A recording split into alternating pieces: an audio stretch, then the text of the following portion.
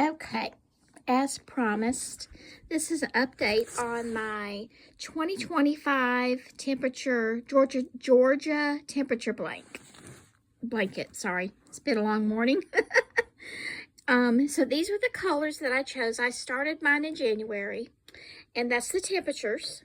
The 20s, the 30s, the 40s, and as you can see, and those are the colors that I chose.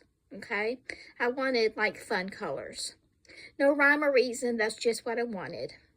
And I'm using Loops and Threads yarn that I chose because at the time when I started this project, there was all of this rip-roar about Joann's closing and worrying about the big twist, which, as if you've not heard, the other vendors like Hirschner's have picked it up, so people can still get big twists, so that's great. But anyway, so here's my graft.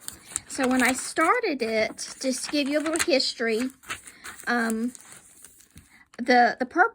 way the recipe for these blankets goes is there's 352 days in a year, and you check the temperature at the end of the day to see what the average, and then you do a row for whatever the color of the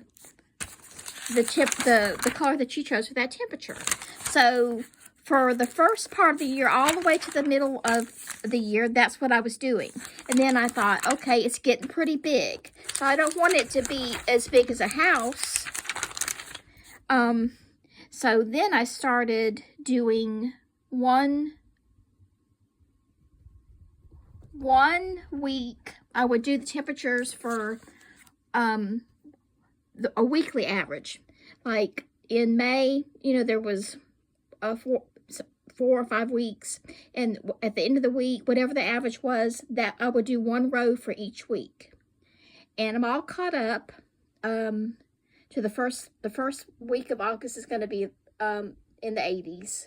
I did the averages yesterday, but I caught up July because we had those high 90s, and then so I just have September, October, November, December, and it'll be complete. And now I'm going to show you why half the blankets I did that way, and the first part of it I did the daily temp. You'll see in a minute. Hang on one sec. Okay, I'm going to show you why. So these colors are from January, and it's pretty big. I hope I don't fall over here. So it goes January all the way, and I've got a pin. I pinned it when I stopped doing daily rows and started doing weekly. It's right here. Oh, you can see the pin there. Because as you can see, it's huge. It's going to be, it'll cover a queen size bed. So those are the 90s for July. And whatever August is going to be, there may be some more high temps. It may be 80s and 70s. Those colors will be more of these colors. And then as we go through the fall and winter, these other ones will start to pick back up again. So, yeah. And I'm keeping this for myself, so it's okay if I did it different.